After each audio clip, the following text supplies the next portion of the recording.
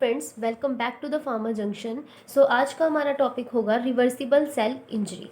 हमने previous video में start किया था मॉर्फोलॉजी ऑफ सेल इंजरी, जिसमें हमने देखा कि सेल इंजरी जो है वो कितने टाइप की हो सकती है। Adaptive changes, reversible cell injury and irreversible cell injury. Adaptive changes में हमने देखा था कि जो सेल है वो अपने आप को किसी भी स्ट्रेस, किसी भी एबनॉर्मल स्टिमुलाई से क्या करती है, प्रिवेंट कर लेती है और उससे अडेप्ट कर लेती है एक होम्योस्टेसिस को मेंटेन करने के लिए। जिसमें हमने देखा था कि कितने टाइप की अडेप्टिव चेंजेस हो सकती हैं: hyperplasia, hypertrophy, atrophy, metaplasia and dysplasia. ये हमने प्रीवियस वीडियो में देख लिया है।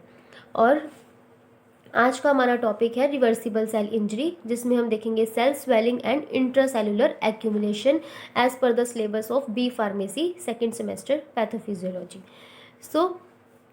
हमने क्या देखा था कि जब नॉर्मली क्या होता है, जो सेल है वो होम्योस्टेसिस में रहती है और कोई फिजियोलॉजिकल और पैथोलॉजिकल स्ट्रेस आता है उसके पास, तो सेल अपने आप को सबसे पहले अडेप्ट करती है, सेल अडेप्टेशन हो जाता है और reversible on withdrawal of stress.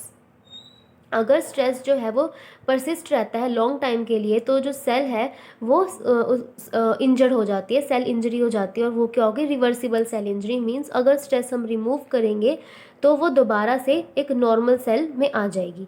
और अगर जो स्ट्रेस है वो और ज़्यादा लॉन्ग टर्म के लिए परसिस्ट रहता है, तो जो सेल है वो एक इरिवर्सिबल सेल इंजरी हो जाती है, मीन्स सेल डेथ हो जाती है।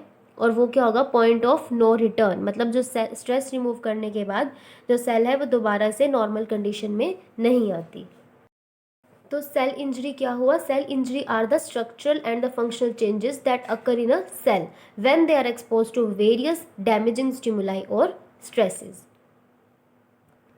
अब हम देखते हैं reversible cell injury. This type of cellular injury occurs when cell fails to adapt due to the loss of ability to meet the demands. Reversible cell injury हमें कब होती है, जब सेल अपने आप को अडेप्ट नहीं कर पाता स्ट्रेस से।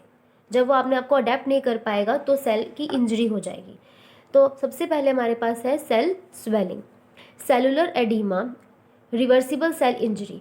सेलुलर एडिमा मीन्स सेल की स्वेलिंग हो जाना। occurs when abnormal accumulation of fluid within the cell। और कब होगा, जब फ्लूइड का एक्यूमुलेशन होना शुरू हो जाएगा सेल में, तो सेल क्या हो जाएगी, स्वेल हो जाएगी। अब नेक्स्ट है, क्या मैकेनिज्म है सेल की स्वेलिंग की। इंक्रीज मेम्ब्रेन परमेबिलिटी, जब भी प्लाज्मा मेम्ब्रेन की, सेल मेम्ब्रेन की परमेबिलिटी जो है वो इंक्रीज हो जाती है, उससे क्या होता है, जो वाटर है उसका इन्फ्लक्स, वाटर या आयंस का इन्फ्लक्स जो है वो अंदर सेल में बढ़ता जाएगा और जिसकी वजह से सेल स्वेलिंग हो जाएगी। इम्पेयर्ड सेल पम्प्स, जब भी इम्पेयर्ड आयन पंप, जो सोडियम पोटेशियम पंप प्रेजेंट होते हैं सेल के ऊपर, जब वो इम्पेयर्ड हो जाए। हमने प्रीवियस वीडियो में डिप्लीशन ऑफ एटीपी में देखा था कि जब एटीपी का जो है एटीपी सेल में कम हो जाती है ड्यू टू द हाइपोक्सिया और इस्कीमिया, तो जो सोडियम पंप है, वो सोडियम पोटेशियम पंप जो है वो क्या हो जाते हैं, डिस्टर्ब हो जाते हैं, जिसकी वजह से कैल्शियम, वाटर या सोडियम आयन का इन्फ्लक्स जो है वो सेल में बढ़ जाता है और उसकी वजह से क्या हो जाती है, सेल की स्वेलिंग हो जाती है। अब यहाँ पर यही है, जब सोडियम पोटेशियम पंप जो है वो एक आयन का बैलेंस मेंटेन करके रखते हैं inside and outside the cell, pump जब इम्पेयर्ड हो जाएंगे तो होम्योस्टेसिस डिस्टर्ब हो जाती है, जिसकी वजह से वाटर का एक्यूमुलेशन होना शुरू हो जाता है इनसाइड द सेल और उसकी वजह से क्या हो जाएगी, सेल की स्वेलिंग हो जाएगी। उसके बाद है इन्फ्लामेटरी मीडिएटर्स। इन्फ्लामेटरी जो मीडिएटर्स होते हैं वो क्या होंगे, जब भी कोई टिश्यू डैमेज होता है या फिर जब भी कोई इन्फेक्शन होता है हमारी बॉडी में, तो इन्फ्लामेटरी मीडिएटर्स रिलीज होना शुरू हो जाते हैं। वो क्या करवाते हैं, वेस्कुलर परमेबिलिटी, जो ब्लड वेसल्स होती हैं उनकी वैसोडाइलेशन करवा देते हैं, जिसकी वजह से क्या होता है, जो भी फ्लूइड होता है ब्लड वेसल्स में वो बाहर आना शुरू हो जाता है, एक्स्ट्रा वेस्कुलर स्पेस में आना शुरू हो जाता है, जिसकी वजह से सेल की स्वेलिंग हो जाती है। Tissue damage or infection release various mediators that increase vascular permeability, promote leakage of fluid into the tissues। Fluid accumulate हो जाएगा जिसकी वजह से it contribute to the cell swelling. Next है intracellular accumulation. Intracellular accumulation it refers to the, जब abnormal accumulation हो जाता है वेरियस सब्सटेंसेस का साइटोप्लाज्म या फिर सेल की ऑर्गेनेलिज में, उसके बाद इंटरसेलुलर एक्यूमुलेशन जो है वो किस वजह से होता है, जब इम्बैलेंस हो जाता है किसके बीच में, between the production, metabolism and elimination of the substance leading to the buildup within the cell. जब प्रोडक्शन, मेटाबॉलिज्म और एलिमिनेशन में इम्बैलेंस हो जाएगा, उसकी वजह से सेल के अंदर एक्यूमुलेशन होना शुरू हो जाएगा वेरियस सब्सटेंसेस का, and it will lead to the intercellular accumulation. सबसे पहले है हमारे पास several types of intercellular accumulation. सबसे पहले है लिपिड। लिपिड की एक्यूमुलेशन जो हो जाती है सेल के अंदर, उसे हम बोलते हैं लिपिडोसिस और स्टीयाटोसिस।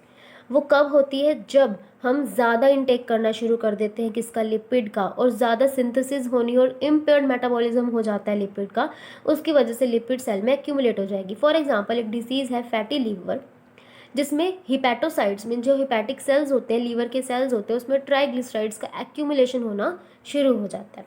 उसके बाद हमारे पास प्रोटीन्स।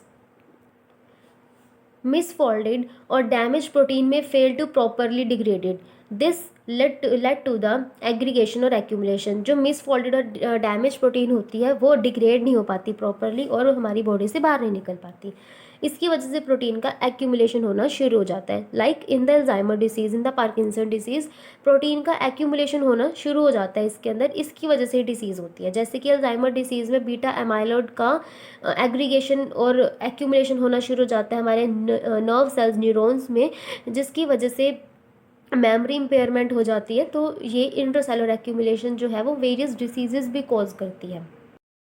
नेक्स्ट है ग्लाइकोजन। एबनॉर्मल मेटाबॉलिज्म जब होगा ग्लूकोज या ग्लाइकोजन का, तो जब एबनॉर्मल मेटाबॉलिज्म होने की वजह से वो एक्यूमुलेट होना शुरू हो जाएगा। जैसे कि इन द डायबिटीज़ मिलाइटिस में ग्लाइकोजन का एक्यूमुलेशन होना शुरू हो जाता है रीनल ट्यूब्यूल्स में और कार्डिक मायोसाइट्स में and beta cells of islet of Langerhans में। उसके बाद हमारे पास पिगमेंट। अब जो पिगमेंट्स होते हैं वो दो टाइप के होते हैं, exogenous and endogenous. Exogenous pigment में क्या है, जब भी कार्बन या फिर जो कॉल डस्ट होती है, मतलब जो एयर पोल्यूटेंट्स होते हैं, जब वो इनहेल करेंगे हम, मतलब इनहेल्ड कार्बन जो हैं वो कहाँ जाएंगे, एल्वेलाई में जाएंगे। वहाँ पर मैक्रोफेजेस प्रेजेंट है, वो उसे फैगोसाइटोज कर लेंगे और लिम्फ नोड्स में ले जाएंगे। वहाँ पर जो पिगमेंट है वो एक्यूमुलेट होना शुरू हो जाएगा, जिसकी वजह से लिम्फ नोड्स का ब्लैकिश अपीयरेंस आएगा और वो क्या कोज करेंगे, एम्फीसीमा, मतलब शॉर्टनेस ऑफ ब्रेथ, हमें सांस लेने में प्रॉब्लम होगी। उसके बाद है एंडोजीनियस पिगमेंट्स।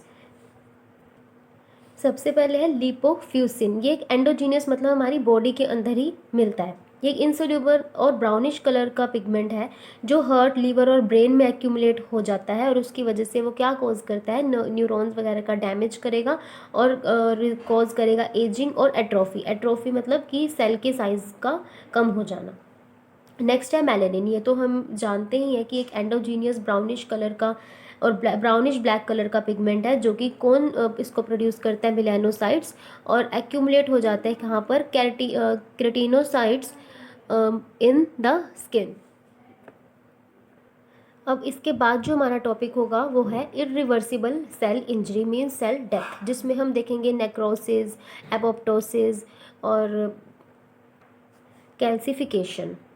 इस टॉपिक के जो नोट्स हैं वो आपको टेलीग्राम चैनल पर मिल जाएंगे एंड उसका जो लिंक है वो मैं डिस्क्रिप्शन में दे दूँगी। So thank you very much for watching this video.